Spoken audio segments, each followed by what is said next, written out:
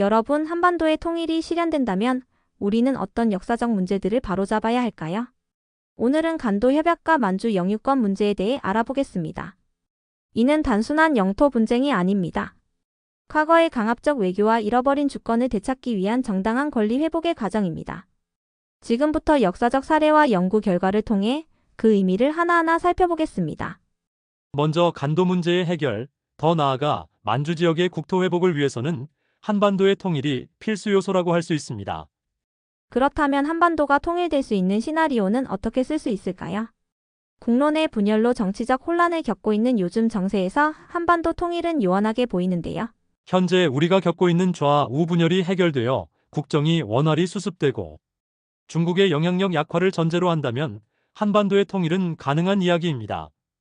한반도 통일의 성공은 단순히 남북 간의 정치적 합의만으로 이루어지는 문제가 아니라 지역 강대국의 역학관계와 국제 정세 속에서 좌우되는 복합적인 사안입니다.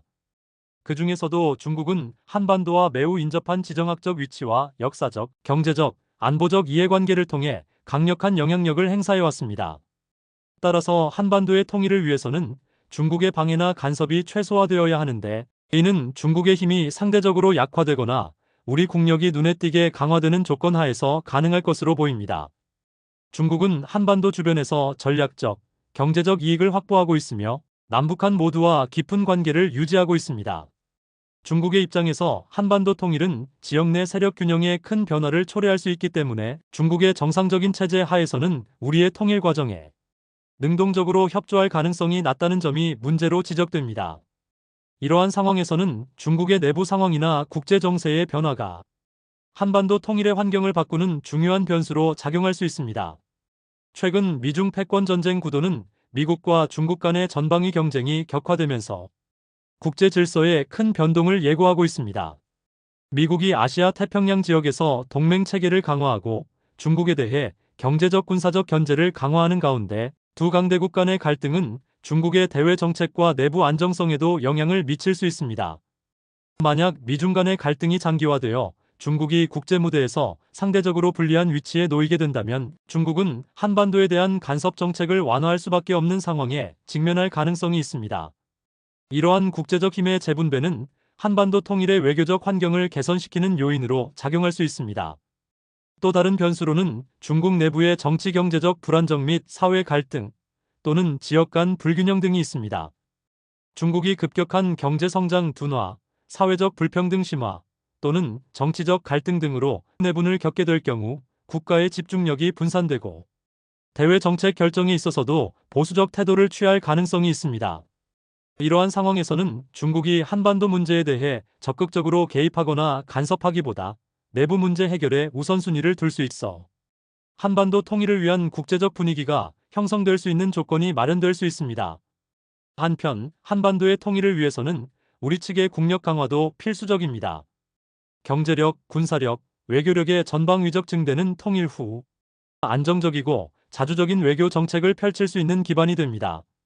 특히 미국과의 동맹 관계를 비롯한 국제적 협력망 구축과 동시에 자체적인 기술 및 산업 발전을 통한 자립 기반 강화는 중국과 같은 외부 강대국에 대한 전략적 대응력을 높이는 중요한 요소입니다. 미중 패권 전쟁과 중국 내부의 잠재적 내부는 중국의 간섭을 약화시킬 수 있는 국제 정세 변화의 한 예로 볼 수 있습니다. 이와 동시에 우리 국력이 강화된다면 통일 후에도 자주적이고 독립적인 외교 정책을 펼칠 수 있는 조건이 마련될 것입니다.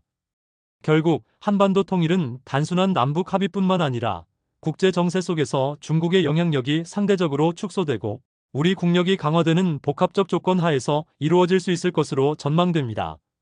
만약 이렇게 한반도 통일이 이루어진다면 우리가 가장 먼저 해야 할 일은 간도 협약에 대한 문제 제기와 만주이론에 대한 영토 반환을 중국에 요구하는 것입니다. 일제 강점기 당시 체결한 간도 협약은 1909년 일본이 청나라와 체결하여 조선의 시료 지배 지역이자 고조선 이래 우리 민족의 실질적인 활동 지역인 만주의 간도를 청나라에 넘겼습니다. 이 협약은 조선의 동의나 협력 없이 강압적으로 이루어졌습니다. 당시 조선은 이미 일본에 의해 외교권을 상실한 상태였기 때문에 독자적인 목소리를 낼 수 없었습니다. 이 시기에 조선은 사실상 국제사회에서 독립국가로서의 지위를 박탈당했고, 일본은 간도를 청나라에 양보하는 대가로 만주 지역에서의 철도와 경제적 이권을 확보했습니다. 결국 이 조약은 일본 제국주의가 한민족의 외교적 주권을 무너뜨린 상징적인 사건으로 남게 되었습니다. 다음으로 살펴볼 문제는 북한과 중국 간의 국경 협상입니다. 현재 두 국가 간의 국경은 1960년대에 북한이 단독으로 중국과 협상하여 확정된 것입니다. 그러나 이 협상에는 중대한 문제점이 있습니다. 우리 대한민국 헌법에 따르면 한반도 전체와 그 부속도서는 대한민국의 영토입니다. 그러나 북한이 단독으로 국경 협상을 진행하면서 역사적 영토 문제에 대한 주권적 정당성이 훼손되었습니다. 북한은 국제사회에서 한반도 전체를 대표하는 합법정부로 인정받지 못했습니다. 이로 인해 중국과의 국경 협상 과정에서 우리 민족의 정당한 영토 주권이 반영되지 않았습니다. 이 협상 결과는 통일 한국이 등장한다면 이러한 국경 문제를 재논의해야 할 필요성이 있습니다. 국제법과 역사적 정당성을 고려할 때 이는 단순한 영토 분쟁이 아닌 주권 회복의 문제로 다뤄져야 합니다. 그렇다면 만주 영유권 문제는 어떤 의미를 지닐까요? 우리 민족의 시원인 고조선의 도읍이 만주에 있었고, 고구려와 발해는 만주를 중심으로 강력한 국가를 형성하였고, 조선 역시 간도를 포함한 만주 지역에 실효적 지배를 행사해왔습니다. 일본 제국주의 시기 간도 협약은 이러한 역사적 사실을 무시한 채 조선을 배제하고 이루어졌습니다. 그리고 앞서 언급한 북한과 중국 간 국경 협상은 다시 한번 한민족의 정당한 권리를 침해한 사례로 남아 있습니다. 역사학자들은 만주가 한민족의 역사와 문화에 깊은 연관성을 가지고 있다는 점을 강조합니다. 특히 고구려의 수도였던 국내성은 만주의 중심에 위치하고 있으며 발해의 영역 또한 넓게 퍼져 있었습니다. 이러한 역사적 배경을 토대로 통일 한국은 만주 영유권 문제를 국제사회에서 재조명해야 할 의무가 있으며 민족의 강역을 다시 회복해야 할 역사적 사명을 가지게 될 것입니다. 오늘 살펴본 간도 협약과 국경 협상 문제는 단순히 과거의 사건으로 끝나지 않습니다.